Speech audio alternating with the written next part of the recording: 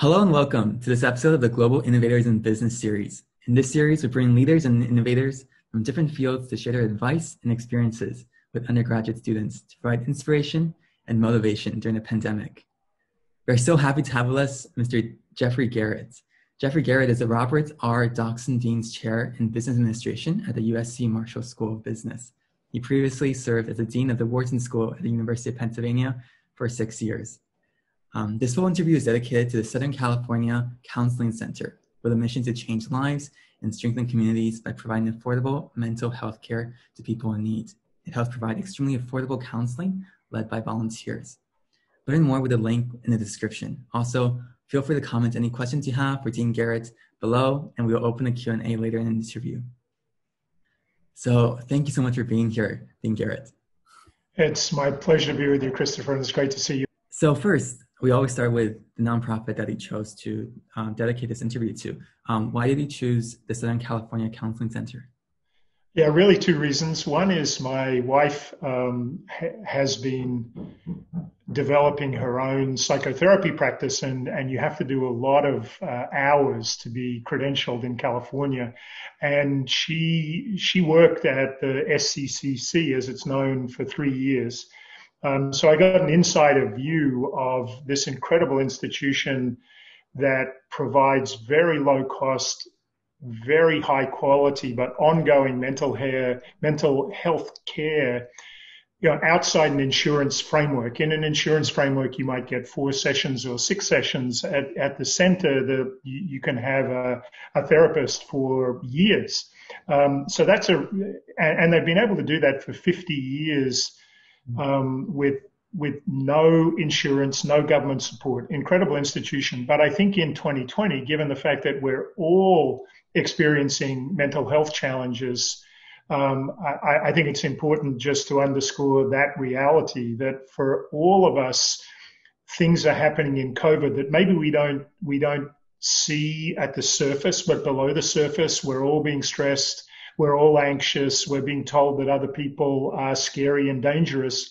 I just think we all need to be taking better care of our own mental health and being so aware of everybody else. For me, I think the two most important words that I try to practice in the pandemic are be flexible about everything and be compassionate about everything. And I think SCCC is a really good example of that. That's so interesting. I think one of the articles you posted was one of the highest growing apps during this pandemic was Calm, which is based off of mental health. And I think this is always the 2 words that so many students don't want to talk about, but is affecting our everyday lives. So yeah. And let me just say in that regard, not only was, I think that category was health and fitness, right? So it could have been Peloton or workouts, but it was about serenity and mental health. But then I think I saw in the NBA finals that LeBron James was one of the endorsers for Calm, right? Talk about real crossover. So, that does show you, I think, how pervasive the mental health challenges we're all facing are. And all I would say to the students who are listening in today is, there is no stigma about mental health, right? I mean, wellness is essential for all of us. I think you've heard me say, Christopher, that I think recharge, recovery, knowing when you're running on empty is critically important for all of us.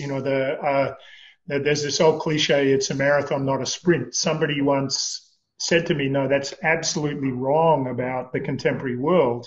The contemporary world is a series of sprints. And if you're going to keep sprinting well, you've got to recover.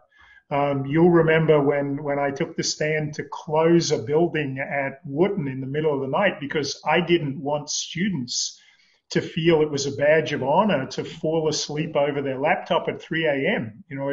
You're not being productive doing that. Let's listen to our bodies and to our minds and figure out that we've got to take care of ourselves. If we're in it for the long run, if we're going to sprint every day, we've just got to take care of ourselves. So I think it's an incredibly important message. Yeah, 100%. And definitely check out the link and then even consider volunteering for the organization. And and helping others as well.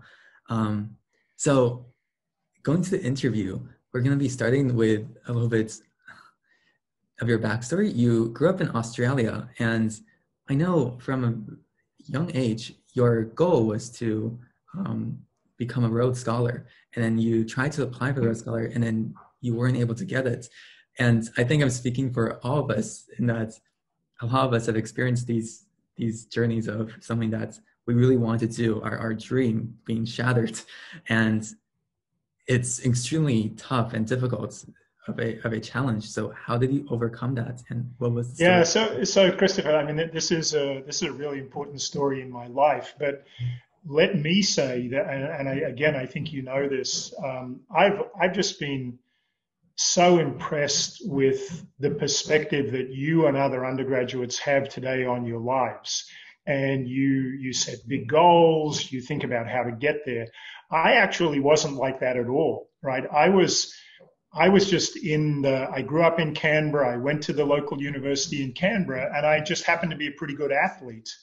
And so if you were an athlete and you were in university, the thing to aspire to was to be a Rhodes Scholar, because, I think today Rhodes Scholars tend to be more people who've done big things in the world, like you, not-for-profits and the like. But back then, this is 35 years ago, at least in Australia, the ticket to being a Rhodes Scholar was being good enough to be a varsity athlete in Oxford. And I was probably, maybe a borderline athlete, but I just wasn't a good enough student. You said it was, a big plan of mine for a long time. That wasn't true.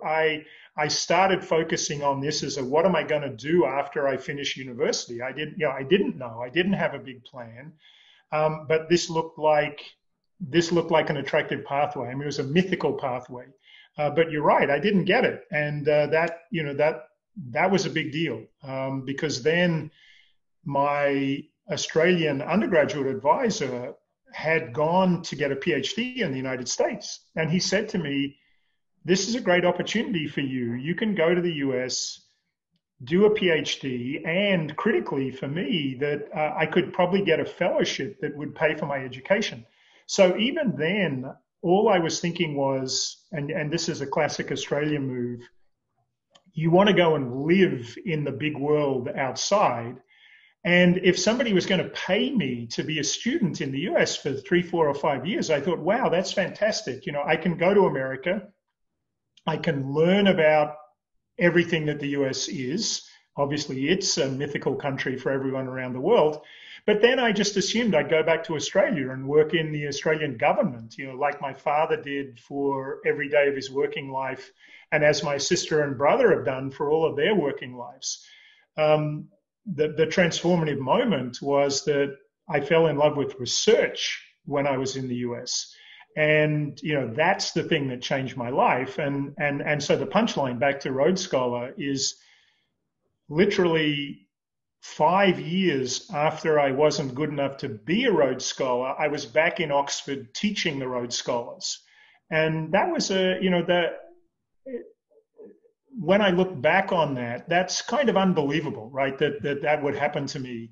But I really credit it to American higher education, the quality of American higher education, and the fact that American higher ed has been, as the US has been a magnet for talented, ambitious people from all over the world, for 150 years. So that's why subsequently my whole life has really been around my twin passions of all things global and all things higher education.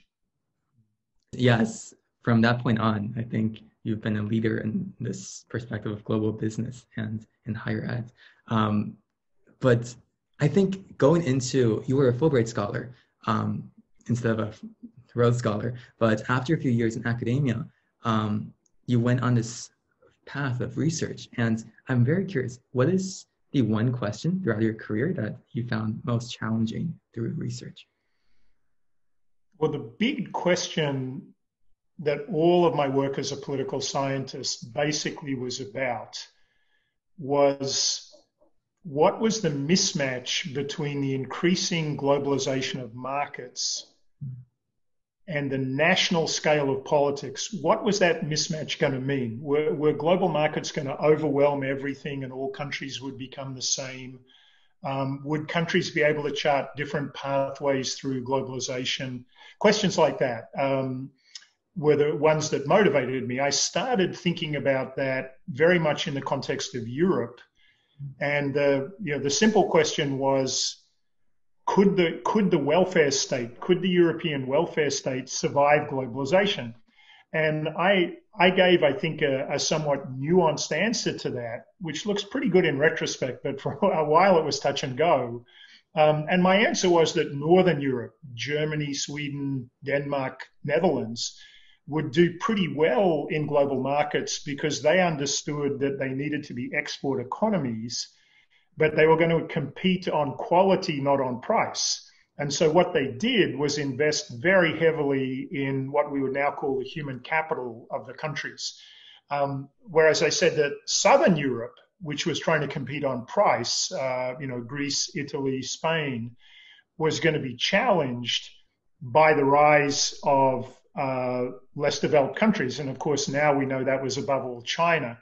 So I had this kind of bifurcated argument that you could actually be a pretty left-leaning, pro-labor, pro-welfare state country, so long as you understood that you had to invest in human capital because you were going to compete on quality, not on price. So that was the kind of argument. And then after I did that for a little while, there were all these changes in Europe, the European Union. So I then started asking the same kind of question now, but with this unique political form of the EU being formed. And all this was happening in real time while I was studying it. When was this?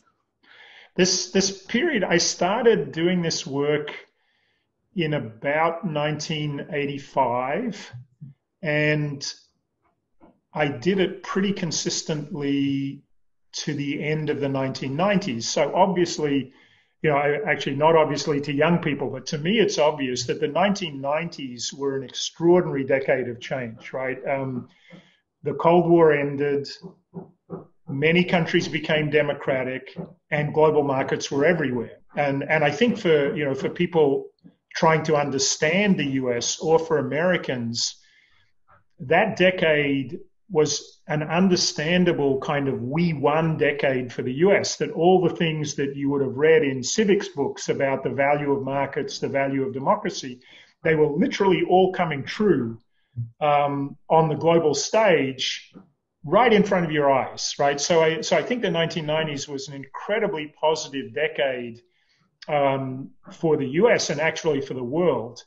But I think it probably made us naively complacent, right? And so subsequently we had first the backlash, the terrorism backlash, and 9/11 and war on terrorism and all that in the 2000s. But then subsequently we've had this anti-globalization sentiment that increasingly characterized the last 10 years, but I think is even more intense today. So for me, understanding the yin and the yang of globalization through a politics lens, that's been the consistent thing in my life, at least my life as a scholar.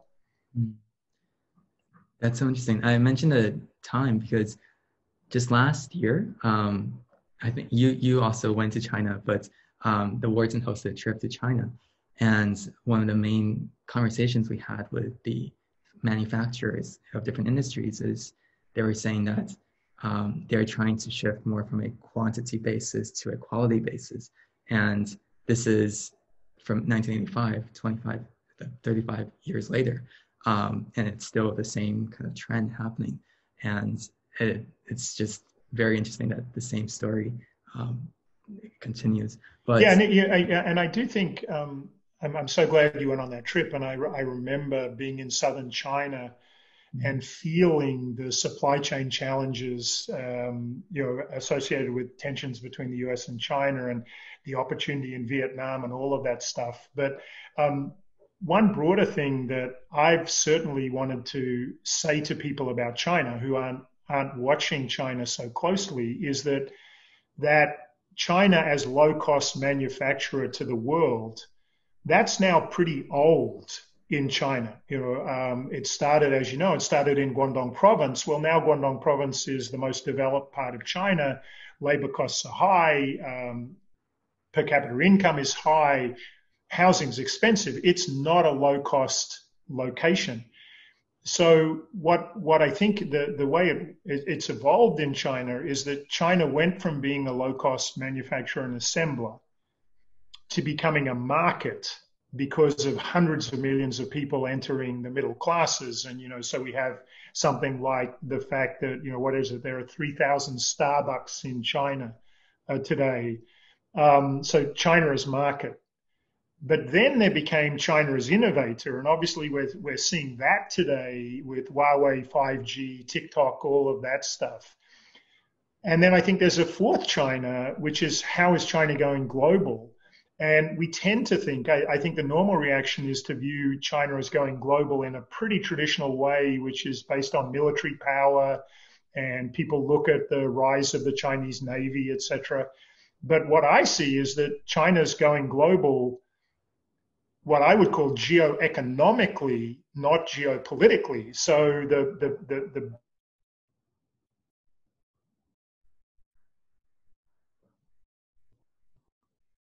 One second, I think there's a small challenge with the video. For me, I don't know whether I can see you. Oh, now it's back. So I don't know, when did you lose me there? I was just talking about these four versions of China that I think have existed just in the last 2 or 3 decades. I think just the last version was like... Yeah, the last one is go global. Mm-hmm. And China's going global through trade and investment, not the traditional way, which is through military power. Yes, China's increased military expenditures a lot, but I think the distinctive feature is this trade and investment move, and it is literally global. I mean, if you look at Africa, for example, Chinese investment and trade in Africa has been mushrooming in the past 15 years. At the same time as American investors, for example, think that Africa is still a bit too risky. So the US has probably been disinvesting from Africa. Well, China hasn't. It's been doubling down. And it's been trying to do it in a win-win way for other economies, which is to focus on the fact that Chinese infrastructure is world-class. And China needs to have good infrastructure in Africa because it wants to get minerals and other things out of the ground. Well, you need good ports and railways and roads to do that. So it's a win-win. But infrastructure, as you know, is a key to development everywhere. And most emerging markets, frankly, don't have very good infrastructure. And so China has decided, hey, we can provide it for you in a way that's good for us, no doubt, but it's also good for you. And that's a distinctive feature, I think, of China's go global strategy. At what point in history, in the 1990s, did this increase in globalization happen? Why did China become the center of this? It's a really good question. And I think if you try to distill it to 2 reasons, one reason is just the strategic focus, long-term time horizon of the Chinese government, which is powerful, discipline, centralized. So they always had a serious plan, and the plan wouldn't get buffeted by small changes in the global economy or by domestic political changes. There was always a long-term view. So I think the most distinctive feature from a policy standpoint about the Chinese political system is just the long-term strategic nature of thinking. But that could only happen if the rest of the world was willing to welcome China into the global system. And that's where the US played a critical role. I think it's fair to say that Bill Clinton, when he was president of the US for much of the 1990s, was China's champion to enter the global economy through the World Trade Organization. But if we now go from that time, 2000, to today, Bill Clinton said to the American people, I want China in the WTO because it'll change China. It'll make China a democracy. And obviously now the Trump administration says, well, that was just wrong, right? You let China into WTO. You said it would change China. It hasn't changed China. Therefore, we should have a very different strategy, right? That's the core position, I think, of the Trump administration. And, my feeling going forward is that the US, I still think the US benefits enormously from lots of engagement with China, not only economically, but people to people, college students, universities, incredibly important. But I think the US is going to have a different framing for why engagement with China is so important. And I don't think it can be, we're going to change China, which was the view for a long period of time. So if you don't have that as the justification, how do you support a China engagement strategy? And I certainly, this is the position I hold. I think we need to be more open to the reality that, yes, US-China has benefited China economically, no question, but it's also benefited Americans, first by more and cheaper goods, but now by the rise of the Chinese market. So I think we need to have a more sophisticated understanding of how the global economy actually works and how the US benefits from globalization in general, but from economic exchange with China in particular. But then the second point I'd make is a very old geopolitical one that the philosopher Immanuel Kant first made, which is that, there are going to be frictions between countries and political systems, particularly when you've got an incumbent power and a rising power, the way we have with US and China today.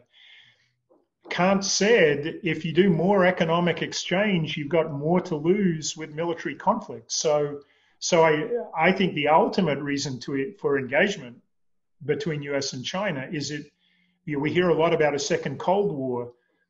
The Cold War between the US and the Soviet Union was only possible because the two systems were completely disengaged economically. I think it's the economic engagement between US and China that's created political stability. So yes, there are disagreements, but both sides have an incentive to manage down the disagreements. I worry if we decouple, that incentive will go away. So that's such an interesting point. So you're saying that because there's so much economic ties between China and the United States and the rest of the world, that limits the amounts of aggression that one country can have on the other, because they're also hurting their own economy by taking a shot.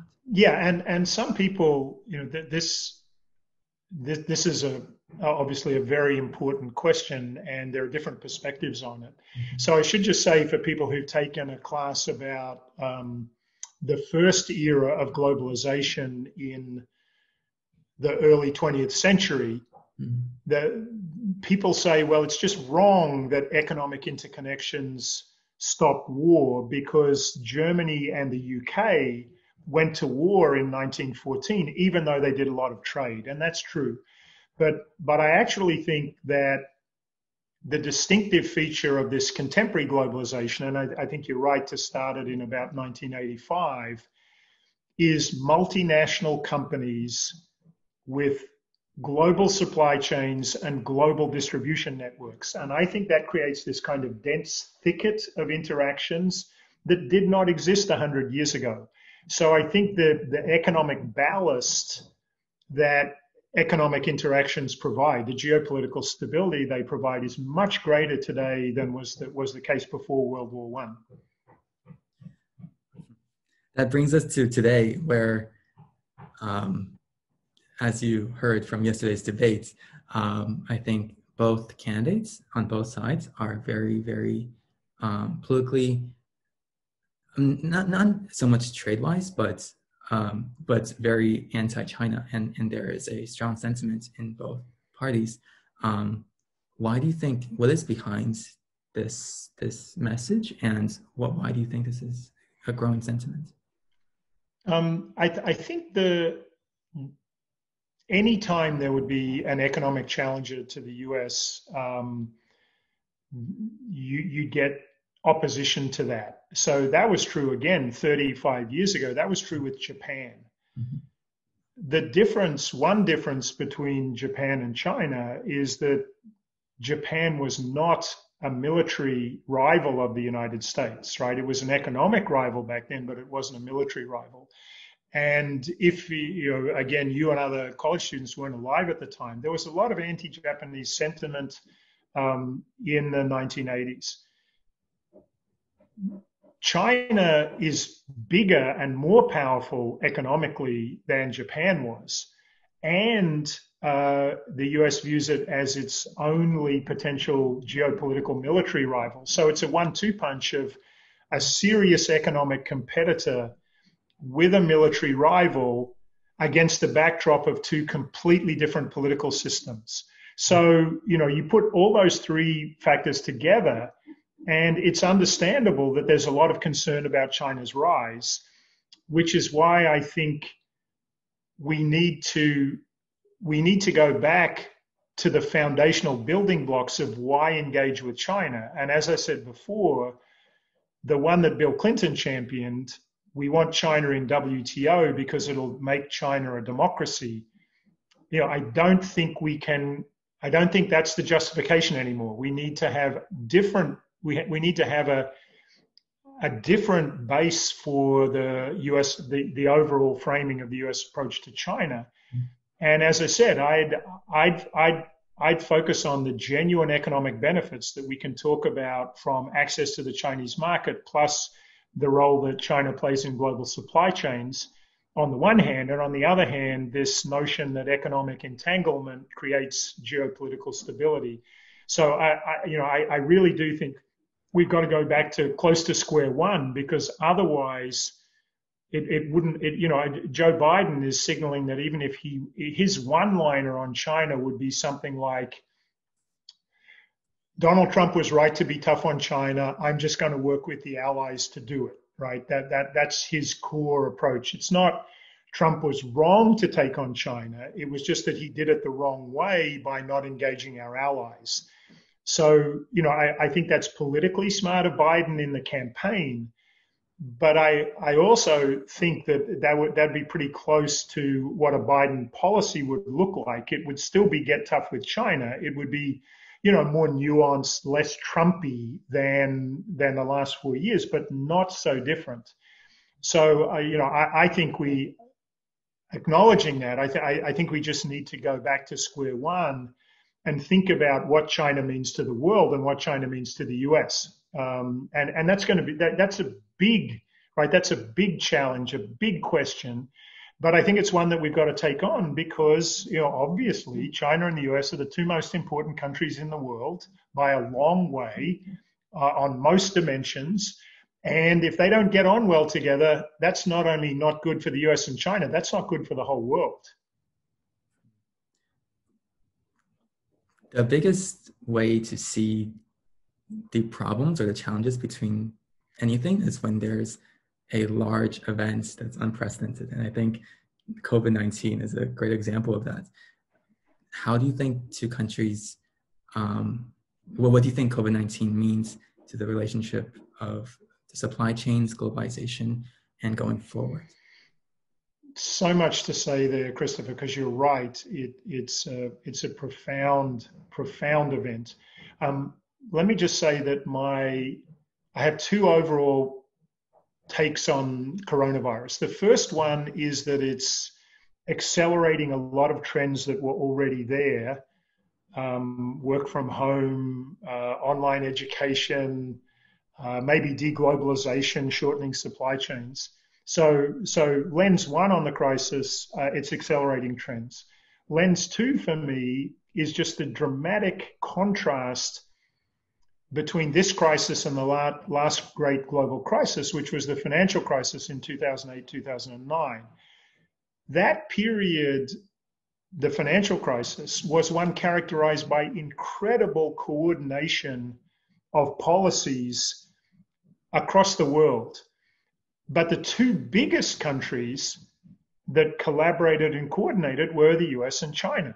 Yes, the US did an enormous stimulus to help the US recovery in 2009-10, but exactly the same was true for China. And certainly I know for my home country of Australia, it was the Chinese stimulus that really saved or helped the Australian economy bounce back from the financial crisis. So that was international coordination. The lack, and not only the lack, but it's an every country for itself, and every other country is a problem mindset today. And I think we should be worried about that. I think, I would hope that a reset that could happen in 2021 is that we just move from criticizing each other over how we've handled the coronavirus to working together, both to manage down the virus, let's hope in the context of a vaccine, but also to get economic recovery, strong economic recovery throughout the world. Wow, those are great perspectives. And I think we're near the midway of this interview, or we're now going to do the Q&A section. And I think the first question from the Q&A section is, so at Wharton, you helped put together the largest class Wharton had regarding COVID-19. It took 3 days, and you brought in some of the best professors across different places at Penn and beyond. From your perspective, have been dean at these two amazing institutes, what do you think is the future role of higher education and institutions after COVID-19? Would mean that there is more consolidation, or maybe more virtualization, or more online education? Big topics. Let me just say two things. First, the Wharton class that you took, Christopher, it was really, my role was asking Mauro Guillen to lead the class. And then he did an incredible job, but I was so happy to participate in the class.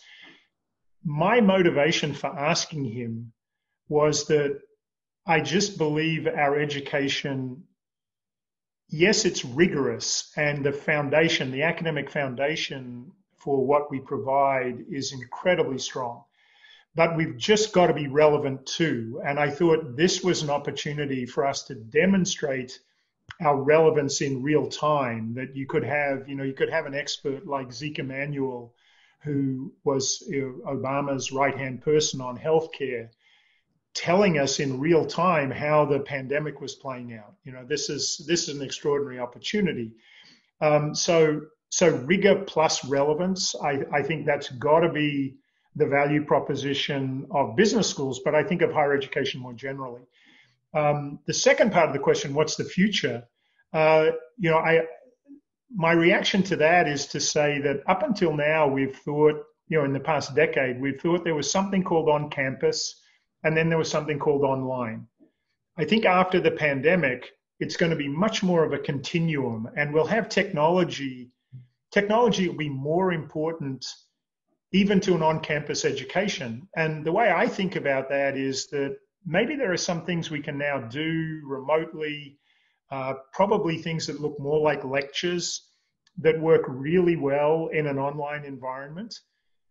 But what we should do is then focus on what's magical and unique about face-to-face. And I think that is smaller group, more interactive, more problem solving, more team oriented, right? So I don't think COVID-19 is, the end of on-campus education. Far from it. I think that there will be a lot more online education because of all the cost pressures, cost and convenience. But great on-campus schools like Penn are going to thrive. I just think they'll use technology even more to enrich the on-campus experience than was the case in the past. Do you think there has been a mindset shift in the academic community on online education? I think for all of us, right? If you'd asked the question hypothetically, could most universities in the US conduct entire remote semesters? People would have laughed at you and said, that is literally impossible. It's inconceivable. Well, we've now done it, right? So necessity is the mother of invention. That we had to do it. We had no choice. But now that we've done it, I think it will open up people's mindsets so that we can be more open-minded to uses of technology in higher education. But again, not in a way that is bad for on-campus. I think it can enrich on-campus, again, by a kind of division of labor idea. Let's do online what is most effective online, and let's save on campus for the really magical stuff. Smaller, team-oriented, problem-solving, applied, all of that. I think that's the way we're going to go. I see. Next question is, what are 2 books you would recommend students to read? I get asked this question a lot, and I have to admit that even though I read a lot, I mostly read media and what's happening right now, and I don't have a lot of time for more extended reads. But having said that, since we've been talking about politics and we've been talking about China, I'll make 2 recommendations. The first one is Elizabeth Economy's book. I think it's called The Third Revolution, on Xi Jinping's China since 2012. It's a somewhat critical book about Xi with respect to authoritarianism and human rights, but it gives you a really good window into China as innovation economy as well. So that's one recommendation. The second one is a pure politics book about the United States by a journalist called Ezra Klein, and I think the book's called Why We're Polarized. And Ezra makes the point that right now, if you know where somebody stands on any issue, you know where they stand on every issue. And that wasn't always the case. It used to be the case that a lot of issues cut across each other, but now they're all reinforcing. And, I think that helps explain why our politics is so dialed up right now. And then the question we always ask at the end of the interview is, amidst COVID-19, amidst the pandemic, what is your advice for students to get through this or to see in the future? Let's end where we started. Think about your own wellness and your own mental health. And, let me make it very concrete just by telling you how I operate on a daily basis. I think I throw myself into my job. I think I work hard. But I also know at the end of the day, my performance starts to deteriorate. Mm-hmm. So I monitor for myself when I know I'm not concentrating as well, when I know I'm making mistakes. And I've always maybe been selfish in this way. I don't want to be working when I'm not working at my best, right? I don't like feeling at 50% or something like that. So I monitor for myself how I'm performing. And when I'm not performing, I give myself a wellness break. And again, I think, we all recharge our batteries in different ways. For me, I like working out at the end of the day, not the beginning of the day. It revives me.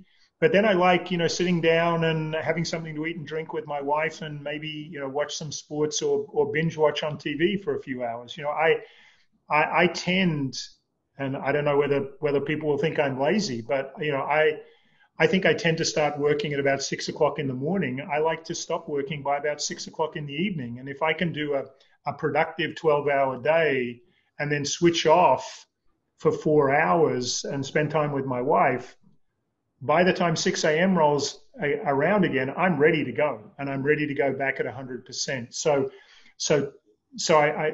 again, for me, I know I've got to monitor myself that way, and I know I've got to be good to myself in the break sense. And my only worry about students, overachieving students like you, is that you just think more work is always better. And I just don't think it's true, right? Remember, life for you is a series of sprints. The only way to keep sprinting well is to recover between the sprints. You don't get it. That what's the biggest risk you all face? It's burnout. Burnout on a weekly basis, monthly basis, yearly basis. You measure it however you like. The reason you're subject to burnout is because of all the pressure you're putting on yourselves. So if you can just be kind to yourself and monitor how you're feeling, and then give yourself a break, give yourself a wellness break. I don't think that's being selfish. And I think it's really good for productivity, right? I mean, it's good for your psychology, it's good for your wellness, but I think it's also good for your productivity. You'll actually, if you work better, don't work longer. That's such great advice. I think Angela Duckworth, when she was giving a speech, she said, the biggest threat is every day just blends into each other and there's no schedule. It's just over and over and over again. But setting that schedule, having a 6 a.m. to 6 p.m. with working session and keeping yourself healthy and motivated is so important. So thank you, Dean Garrett. This is a pleasure. Pleasure was all mine, and congratulations on this incredible series, Christopher. It's great to see you again.